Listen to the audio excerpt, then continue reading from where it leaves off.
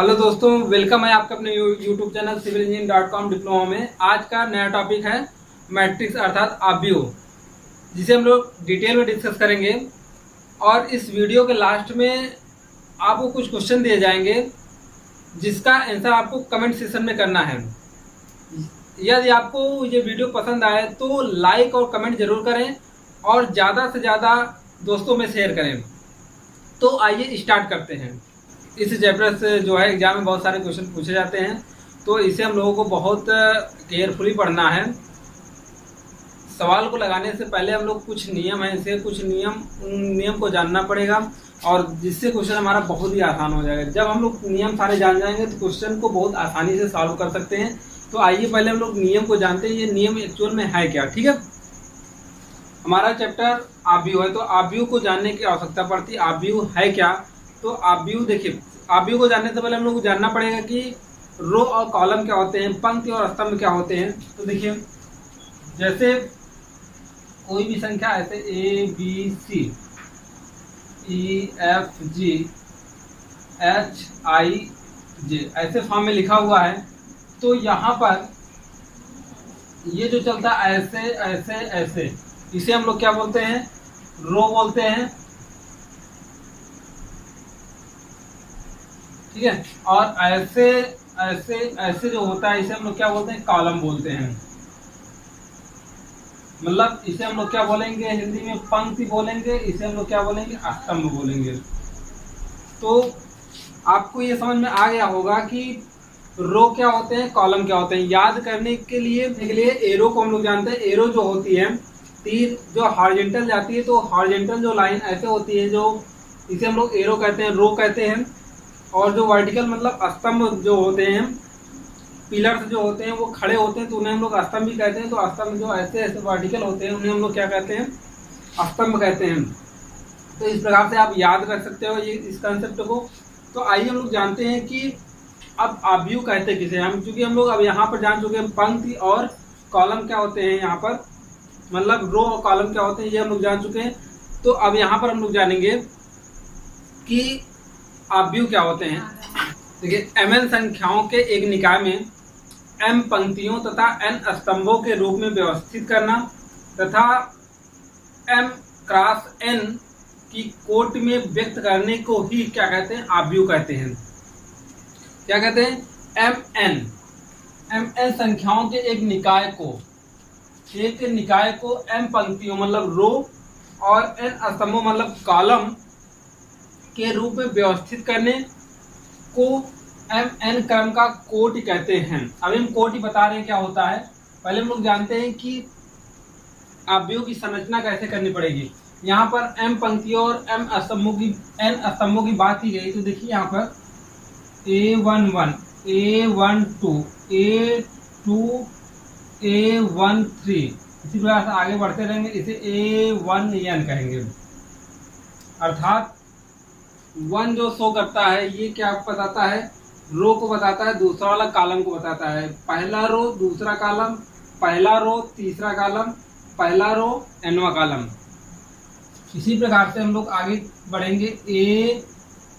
A21, A23, A22, A23, A2n, दूसरा रो पहला column, दूसरा रो दूसरा कॉलम, दूसरा रो तीसरा कॉलम, दूसरा रो nवां कॉलम।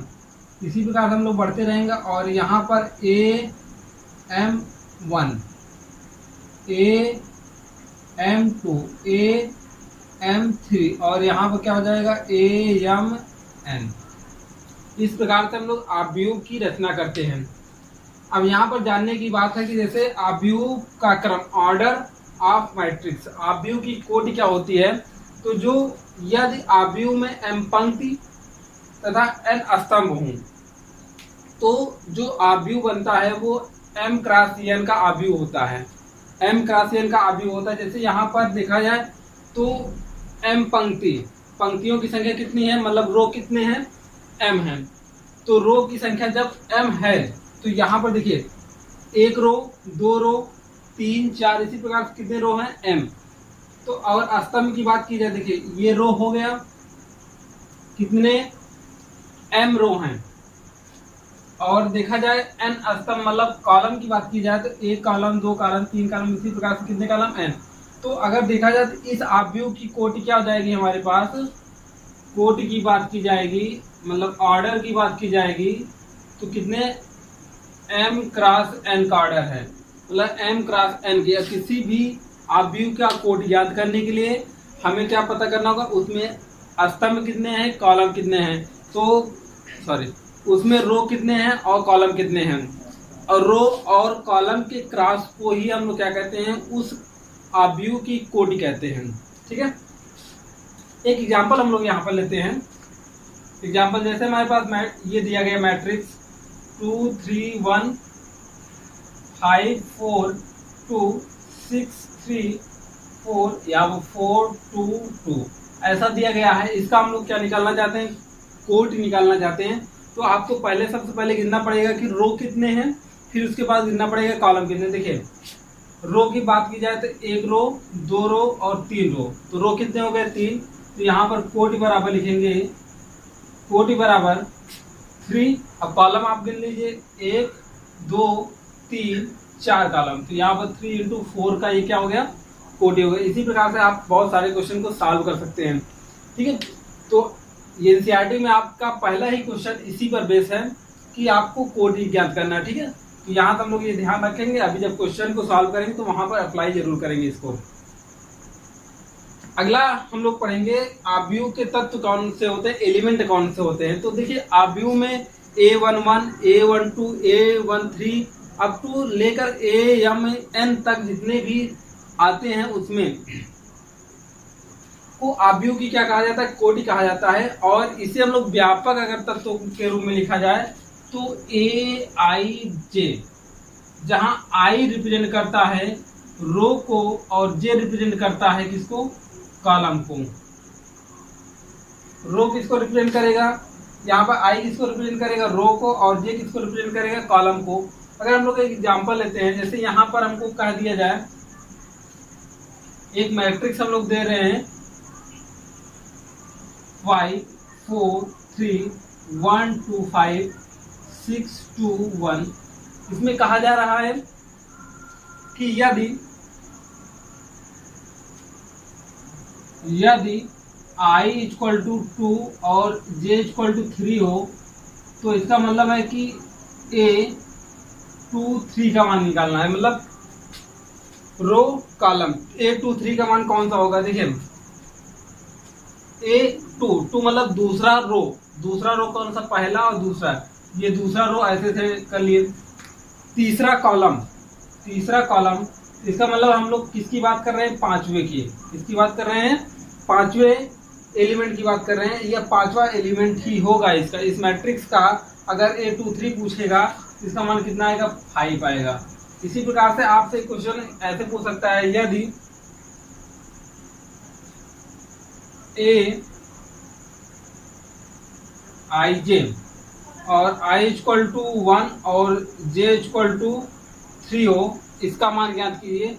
तो हम लोग कैसे निकालेंगे, A13 देखिए पहला रो ये पहला रो गया, तीसरा कॉलम मतलब किसकी बात कर रहा है, 3 की। तो इस प्रकार से किसी भी एलिमेंट की अगर बात की जाए तो यहाँ से आसानी से ज्ञात किया जा सकता है। और हम लोग जान चुके हैं कि आव्यूह में तत्व कौन से होते हैं, एलिमेंट कौन से होते हैं। तो जो ये संख्याएं की होती हैं 5 4 3 जो भी, या ऐसे यहाँ पर बात की है A11 A12 A13, ये सब सारे आव्यूह के कौन से होते हैं, तत्व होते हैं, सदस्य होते हैं, मेंबर होते हैं। तो जो भी संख्याएं आव्यूह के अंतर्गत लिखी गई होती हैं वही क्या कहलाती हैं, आव्यूह के तत्व कहलाते हैं, सदस्य कहलाते हैं, मेंबर कहलाते हैं, जिन्हें हम लोग A11 A12 A13 या अन्य अंकों के माध्यम से हम लोग प्रदर्शित करते हैं। अब देखिए टाइप्स ऑफ मैट्रिक्स पढ़ना है, कितने प्रकार के मैट्रिक्स होते हैं।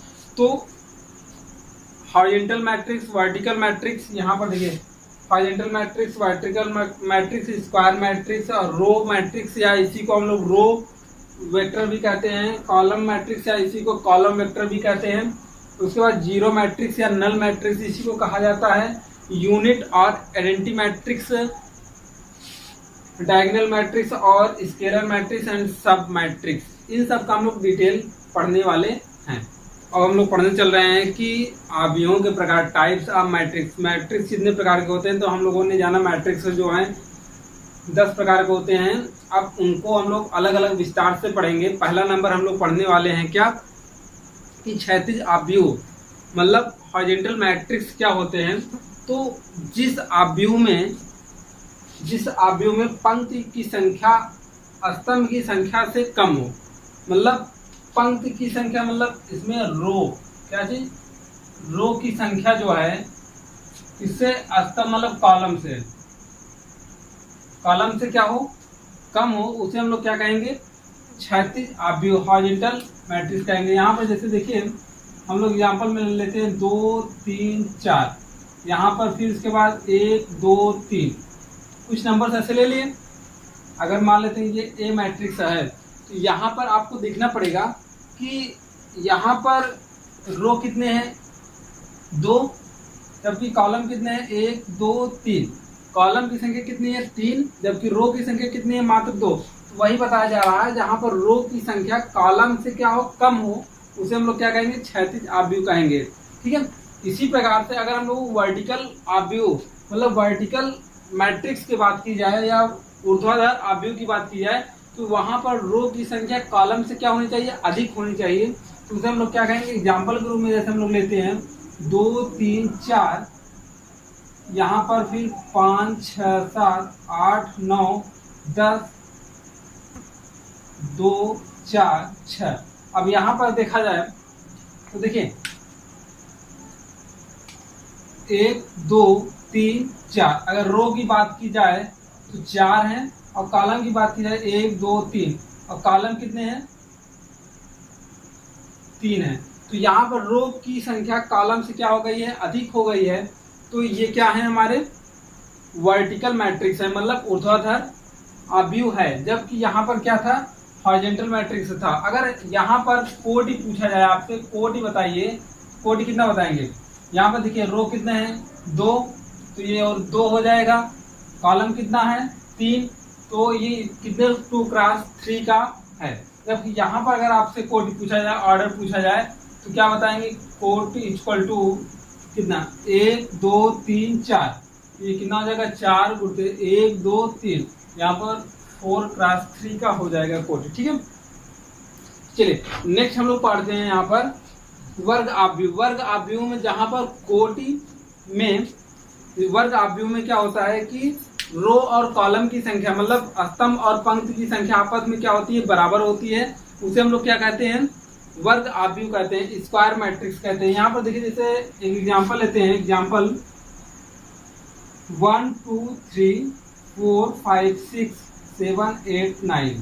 अगर ऐसा कोई है, यहाँ पर आपको दिखाई दे रहा होगा कि ये 1 2 3, यहाँ पर रो की संख्या कितनी है, 3, 1 2 3, कॉलम की संख्या कितनी है, 4।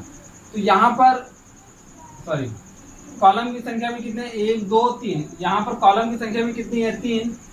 तो ये क्या हो गया हमारा वर्ग अवयव। वर्ग अवयव वे होते हैं जिनमें रो और कॉलम की संख्या आपस में क्या होती है, बराबर होती है। उसे हम लोग क्या कहते हैं, वर्ग अवयव या स्क्वायर मैट्रिक्स कहते हैं। अगर यहाँ पर कोटि पूछा जाए, कोटि क्या होगा, तो बताना है 3 क्रॉस 3, रो और कॉलम। ठीक है।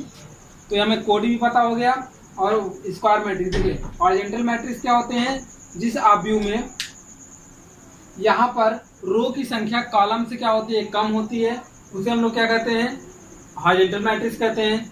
वर्टिकल मैट्रिक्स जिसमें रो की संख्या कॉलम से क्या हो जाती है, अधिक हो जाती है, उसे हम लोग क्या कहते हैं, वर्टिकल मैट्रिक्स कहते हैं। और अगर देखा जाए स्क्वायर मैट्रिक्स, तो जिसमें रो की संख्या और कॉलम की संख्या दोनों के आपस में क्या होती है, बराबर होती है, तो उसे हम लोग क्या कहते हैं, स्क्वायर मैट्रिक्स कहते हैं। ओके। अब हम लोग आगे बढ़ते हैं, पंक्ति अवयव, रो मैट्रिक्स, या इसी को हम लोग क्या बोलते हैं, रो वेक्टर भी कहते हैं। तो ऐसा अवयव जिसमें केवल क्या हो, एक पंक्ति हो। पंक्ति मतलब रो की संख्या कितनी हो हमारे पास, मात्र 1 हो। रो की संख्या कितनी हो, मात्र 1 हो, उसे हम लोग क्या कहेंगे। जैसे देखिए एग्जाम्पल में अगर बात की जाए तो 2 3 4 ये हुआ, यहाँ पर आपसे बात की जाए तो एक ही रो है, रो कितना है, मात्र एक ही है, जबकि कॉलम कितने हैं, 1 2 3, कॉलम की संख्या कितनी है, 3। तो यहाँ पर क्या हुआ हमारा, ये पंक्ति आव्यूह मतलब रो मैट्रिक्स हो गया, या रो वेक्टर के रूप में भी इसे हम लोग कह सकते हैं। तो जिसमें क्या होता है कि रो कॉलम वो होता है, सॉरी, रो मैट्रिक्स वो होता है जिसमें मात्र क्या होता है, हमारे पास एक पंक्ति होती है, एक रो होता है, उसे हम लोग क्या कहते हैं, पंक्ति आव्यूह कहते हैं या रो मैट्रिक्स कहते हैं। इसकी अगर कोटि पूछा जाए तो कोटि क्या होगा, तो देखिए रो की संख्या कितनी है, मात्र 1, तो 1, और जबकि कॉलम कितने हैं, 3, तो ये 1 क्रॉस 3 का होगा।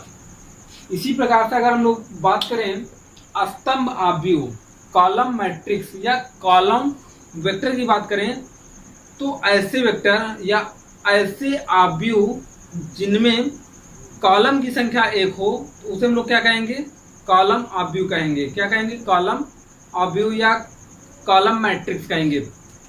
एग्जाम्पल के रूप में अगर हम लोग लेते हैं इसे, एग्जाम्पल देखिए 1 2 3, यहाँ पर देखिए कॉलम एक ही है, जबकि यहाँ पर रो कितने हो गए, 3 हो गए।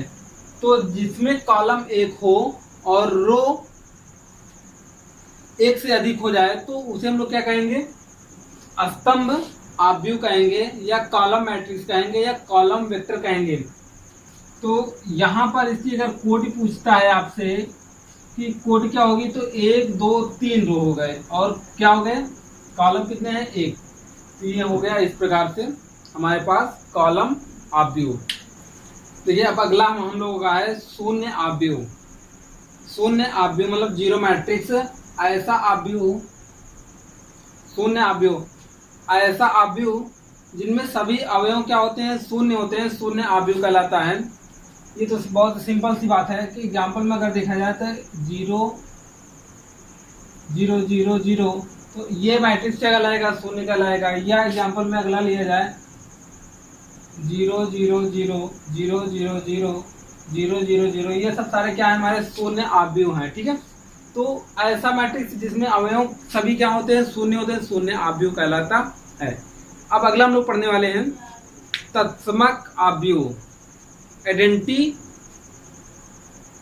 मैट्रिक्स। ठीक है, आइडेंटिटी मैट्रिक्स क्या होते हैं, तत्समक आव्यूह क्या होते हैं, या इसी को इकाई आव्यूह भी कहा जाता है, इकाई आव्यूह या तत्समक आव्यूह, या इंग्लिश में बोलेंगे आइडेंटिटी आव्यूह या यूनिट मैट्रिक्स बोलते हैं। इतने नामों से इसके जाना जाता है। ये आपके क्वेश्चन के लिए बहुत ही इंपॉर्टेंट है टॉपिक है। ये जो आइडेंटिटी मैट्रिक्स क्या होते हैं या यूनिट मैट्रिक्स क्या होता है, इकाई आव्यूह क्या होता है या तत्समक आव्यूह क्या होता है, ये बहुत इंपॉर्टेंट है। तो देखिए ऐसा आव्यूह जिसके मुख्य विकर्ण के सभी अवयव क्या हों, एक हों। एक का मतलब होता है यूनिट हों और शेष सभी अवयव क्या होते हैं, शून्य होते हैं, क्या कहलाते हैं, आइडेंटिटी मैट्रिक्स कहलाते हैं। एग्जाम्पल के रूप में देखा जाए, इसे हम लोग आई से प्रदर्शित करते हैं, आई इक्वल टू, यहाँ पर देखा जाए, और बात ध्यान से ये देखने वाली यहाँ पर है कि आइडेंटिटी मैट्रिक्स ऑलवेज एक सदैव क्या होता है, एक वर्ग आव्यूह होता है। यहाँ पर देखिए 1 0 0 0 1 0 0 0 1, अगर आपको दिखाई दे रहा होगा ये मुख्य विकर्ण कहलाएगा, इसका क्या होगा, मुख्य विकर्ण कहलाएगा। तो परिभाषा के आधार पर हमने देखा था कि ऐसा आव्यूह जिसके मुख्य विकर्ण क्या हो, यूनिट हो, एक हो, और शेष सभी, मुख्य विकर्ण देखिए एक ही है और शेष सभी अवयव क्या होते हैं, शून्य होते हैं, उन्हें हम लोग क्या कहते हैं, आइडेंटिटी मैट्रिक्स कहते हैं या तत्समक आव्यूह कहते हैं या इकाई मैट्रिक्स या यूनिट मैट्रिक्स कहते हैं। ऐसा ये वर्ग में होता है, तो ये भी हो सकता है, ऐसे भी 1 0 0 1, ये भी क्या है, आइडेंटिटी मैट्रिक्स है। 4 के रूप में भी हो सकता है, 5 के मतलब कोटि में भी हो सकता है, कई प्रकार की कोटि में हो सकता है। लेकिन जो विकर्ण आव्यूह होगा, जो विकर्ण होगा, मुख्य विकर्ण होगा, वो सदैव क्या होगा, एक होगा। तो जब एक होगा, विकर्ण आव्यूह मात्र एक होगा, तो वो क्या कहलाएगा, आइडेंटिटी मैट्रिक्स कहलाएगा। अब हम लोग बात करते हैं इसी से रिलेटेड थोड़ा सा है, विकर्ण आव्यूह क्या होता है। तो विकर्ण आव्यूह देखिए, ऐसा आव्यूह जिसमें मुख्य विकर्ण में कुछ न कुछ तो नंबर हों, लेकिन उसके अलावा शेष सभी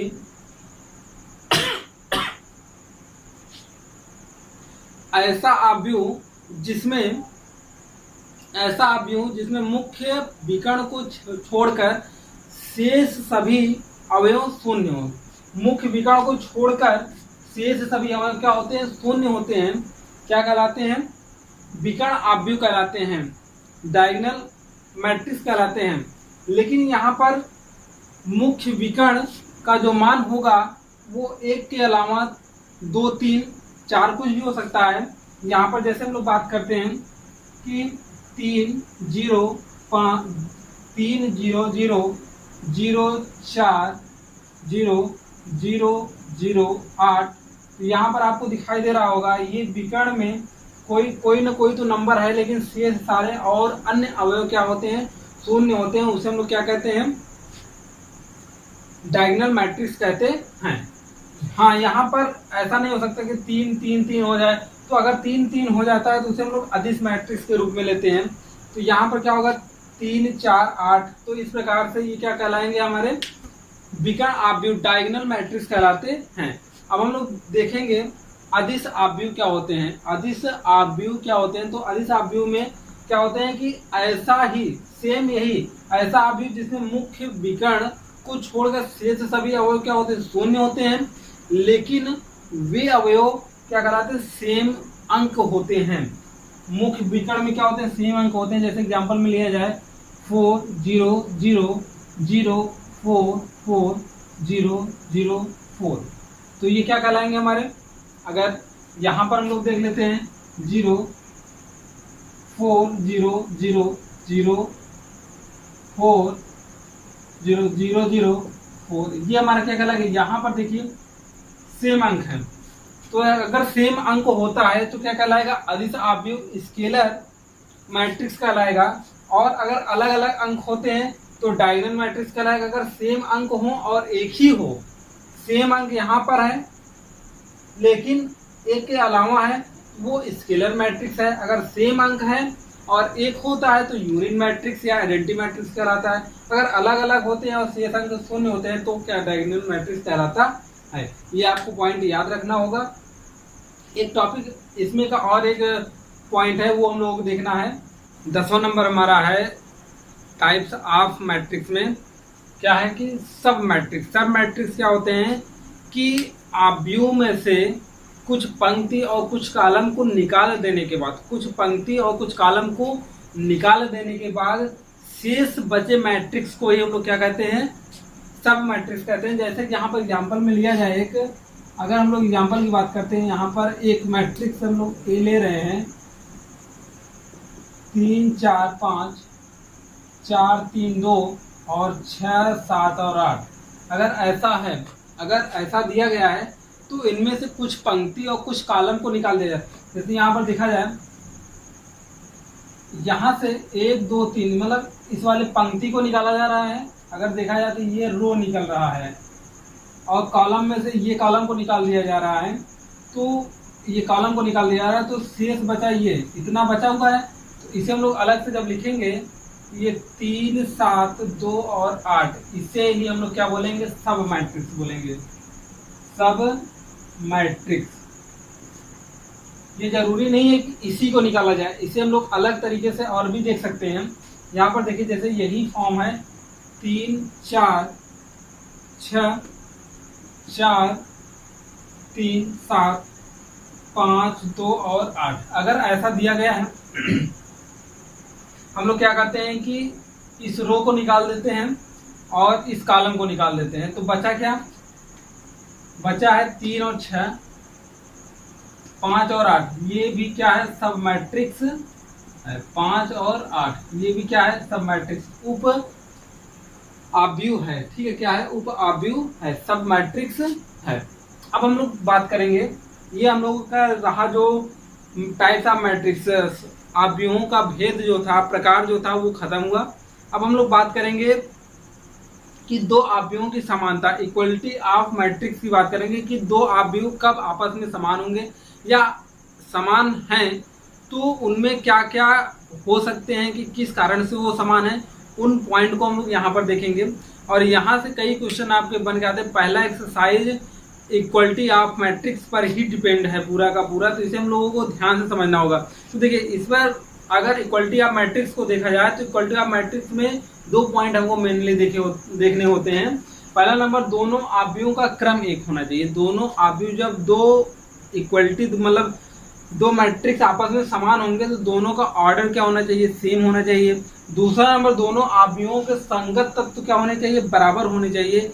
ये दोनों मैटर हम लोग समझते हैं कहना क्या जाता है। देखिए, दोनों अवयवों के क्रम समान होने चाहिए। जैसे बात किया जाए, एक मैट्रिक्स यहाँ पर 2 4 6 और 8 है, और दूसरा नंबर यहाँ पर दूसरा मैट्रिक्स है, ये है 5 6 7 और 8।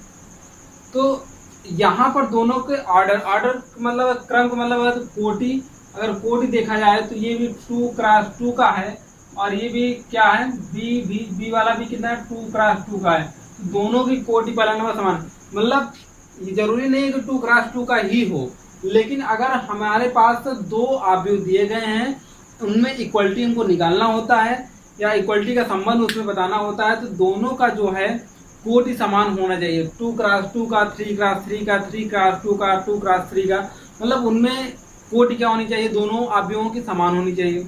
अब बात आती है कि संगत तत्व तो बराबर होने चाहिए। जैसे बात की जाए, अगर हम लोग यहाँ बात करें क्वेश्चन की, तो जैसे यही बात करते हैं 2 4 6 और 8, और यहाँ पर एक बात करते हैं 2 4 6 और y। अगर ऐसा दिया गया, अब आपसे कहा जा रहा है कि a और b अवयव आपस में क्या है, समान है। a और b अवयव आपस में क्या है, समान है, तो y का मान ज्ञात कीजिए। तो यहाँ पर हम लोग देख रहे हैं कि संगत तत्व a और a का मतलब यहाँ पर 2 2 के बराबर है, 6 6 के बराबर है, 4 4 के बराबर है, तो y किसके बराबर हो जाएगा, 8 का। यही हमारा आंसर हो जाएगा। अगर समान, यही संगत, हमारे संगत तत्व क्या होने चाहिए, बराबर होने चाहिए। अगर ये समान है, a और b मैट्रिक्स आपस में इक्वल हैं, तो सभी तत्व आपस में भी क्या होने चाहिए, बराबर होने चाहिए। मतलब संगत तत्व क्या होते हैं, आपस में बराबर होते हैं। ये इक्वलिटी का मेन हमारा टॉपिक होता है कि पहला नंबर क्रम बराबर होना चाहिए, दूसरा नंबर संगत तत्व बराबर होने चाहिए। जब दोनों आपस में बराबर होते हैं तो वह मैट्रिक्स ही क्या कहलाता है, इक्वलिटी ऑफ मैट्रिक्स कहलाता है। ओके, तो आइए स्टार्ट करते हैं। एक्सरसाइज 3.1 का पहला नंबर क्वेश्चन जो है, कह रहा है कि पहला नंबर क्वेश्चन ये कह रहा है कि ए जो है मैट्रिक्स ये दिया गया है, कह रहा है कि के लिए ज्ञात करना है आपको पहला नंबर अवयव की कोटि क्या होती है, अवयवों की संख्या क्या होती है। अगर अवयव A13 इनमें से कौन होगा, A21 इनमें से क्या होगा, A33 कौन इनमें से होगा, A24 और A23 इनमें से क्या होगा, तो वो सब हमको सोल्यूशन मतलब सॉल्व करना है। तो यहाँ पर देखिए कैसे सॉल्व किया जाएगा। पहला नंबर अगर हमें सॉल्व करना है अवयवों की कोटि, अवयवों की कोटि जब नियम पढ़ा रहे थे, जब सॉल्व करा रहे थे, वहां पर आपको बताए थे जैसे 2 3 4 5 6 2 1 2 3, अगर ऐसा दिया गया है तो कितने यहाँ पर रो हैं, 1 2 3, 3 रो हैं तो 3 1 2 3 कॉलम है, तो 3 क्रॉस 3 का क्या हो जाता है, कोटि हो जाता है। तो यहाँ पर आपको देखना पड़ेगा अवयव की कोटि के लिए हमारे पास पहला नंबर यहाँ पर रो कितने हैं, मतलब स्तंभ या पंक्ति कितनी है, तो रो के लिए हम लोग देखेंगे रो कितना है। देखिए 1 2 और 3 रो है, रो की संख्या कितना है, 3 है। और कॉलम देखा जाए तो कॉलम कितना है, कॉलम की संख्या 1 2 3 और कितने कॉलम है, 4 कॉलम है। तो इस कॉलम की संख्या बराबर कितना हो जाएगा, 4 हो जाएगा। तो यहाँ पर पहला नंबर क्वेश्चन पूछा है अवयव की कोटि, तो अवयव की कोटि बराबर क्या हो जाएगा, अवयव की कोटि बराबर हो जाएगा रो इंटू कॉलम, तो 3 गुणित 4 मतलब 3 क्रॉस 4 क्या हो जाएगा, अवयव की कोटि हो जाएगी। अब देखिए दूसरा नंबर क्वेश्चन पूछा है अवयवों की संख्या कितनी होगी, तो अवयवों की संख्या जो होगी वो 3 चौक 12, कितने हो जाएंगे, 12 अवयव हो जाएंगे। और अवयव आपसे पूछा गया है, तीसरे नंबर में आपसे पूछा गया है कि A13 कितना होगा। A13 बताया गया था कि यहाँ पर A13 1 किसको रिप्रेजेंट करता है, रो को, और 3 किसको रिप्रेजेंट करता है, कॉलम को। तो रो देखिए, पहला रो देखिए, पहला रो ये है, यहाँ ऐसे चलेंगे तो ये पहला रो कहलाएगा। पहले रो में चलना है तीसरे कॉलम तक, पहला दूसरा तीसरा, देखिए पहला कॉलम दूसरा कॉलम तीसरा कॉलम। पहले रो में तीसरा कॉलम क्या आ रहा है, 19 आ रहा है। तो A13 इक्वल टू कितना हो जाएगा, 19 हो जाएगा। फिर आपसे पूछा गया है A21 का जो है कितना आएगा। तो देखिए दूसरा रो जा रहे हैं और पहला कॉलम में ये कितना आ जाएगा, 35 आ जाएगा। तो 35 आंसर हो जाएगा। और इसके बाद यहाँ पर A33 का देखेंगे, A33 देखिए पहला दूसरा तीसरा, तीसरा रो हो गया, तीसरा कॉलम, तीसरे रो में जाना है, तीसरा कॉलम कितना है, -5। तो आंसर कितना हो जाएगा, -5 आ जाएगा।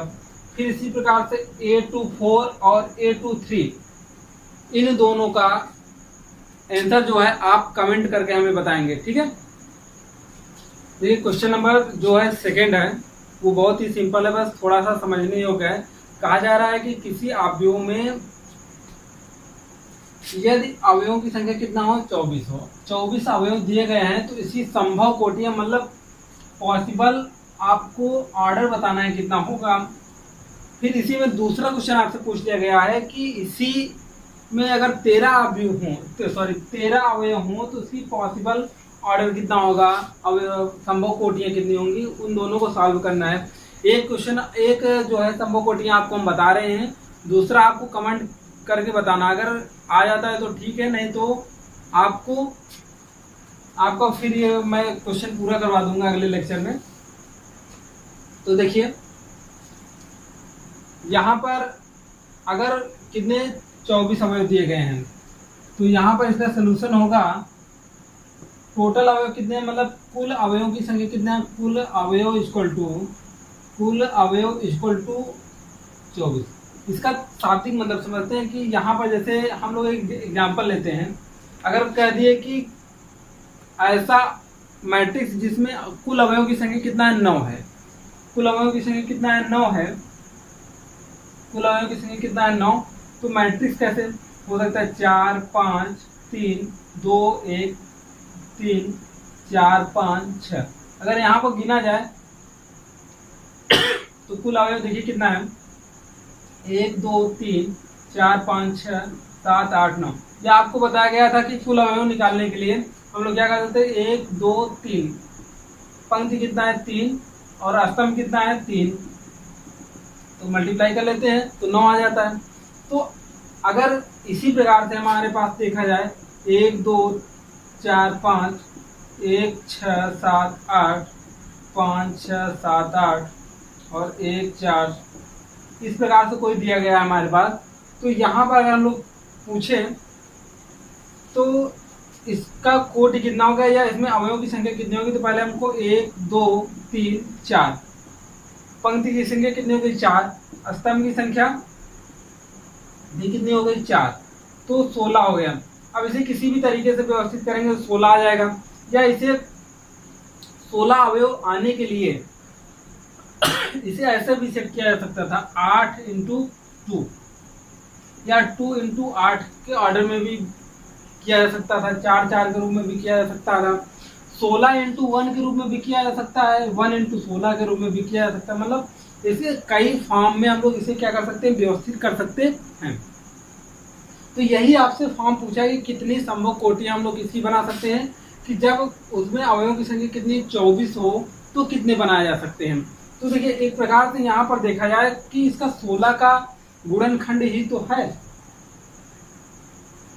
इन दोनों का मल्टीप्लाई, किसी भी ऑर्डर का मल्टीप्लाई करने पर 16 आना चाहिए। तो यहाँ पर देखिए 8 दूनी 16, 2 8 16, यहाँ पर किसी भी ऑर्डर का मल्टीप्लाई किया जाए तो उनकी संभव कोटियों का जो ये मेंबर होंगे, जो अवयव होंगे, वो उसके बराबर होने चाहिए। ये हमारा यहाँ पर लॉजिक निकल कर आ रहा है कि इसका हमको क्या चाहिए, फैक्टर चाहिए। सिंपल सी बात है। फैक्टर अगर हो जाएगा तो आसानी से हम लोग अवयव की कोटि यहाँ पर क्या कर लेंगे, ज्ञात कर लेंगे, मैट्रिक्स की कोटि क्या कर लेंगे, ज्ञात कर लेंगे। तो देखिए 24 में पहला नंबर संभव कोटियों में से हो सकता है, संभव कोटि में से हो सकता है। ऐसा भी हो सकता है 24 इंटू 1, मतलब रो की संख्या कितनी हो, 24 हो, और अस्तंभ की संख्या कितनी हो, 1 हो। ऐसा भी हो सकता है 1 इंटू 24, रो कितना हो, 1 हो, लेकिन अस्तंभ कितने हो जाए, 24 हो जाए। तो तीसरा नंबर हो सकता है 12 इंटू 1, सॉरी 12 इंटू 2, देखो 12 दूनी 24, आगे 24। या ऐसा भी हो सकता है कि 2 इंटू 12 हो जाए, ऐसा भी हो सकता है। अगला ऐसा भी हो सकता है कि 8 इंटू 3, 8 3 24, या 3 इंटू 8, ऐसा भी हो सकता है। उसके बाद 6 इंटू 4 या 4 इंटू 6, ऐसा भी हो सकता है। इस प्रकार से हमारे पास बहुत सारे कोटियां बनाई जा सकती है। क्या और कोई पॉसिबल नंबर है? शायद नहीं। तो इस प्रकार से हम लोग 24 का क्या कर सकते हैं, इतनी संभव कोटियां बनाई जा सकती हैं। इसी प्रकार से आपको कमेंट में 13, अगर अवयवों की संख्या कितना हो, 13 हो, तो उसकी कोटियां, संभव कोटियां क्या होंगी आपको बताना है, कमेंट करके इसे बताना है। आज तक के लिए इतना ही। अगला पार्ट जो सेकंड पार्ट होगा, उस पार्ट में इस चैप्टर को, मतलब इस एक्सरसाइज को पूरा करा दिया जाएगा।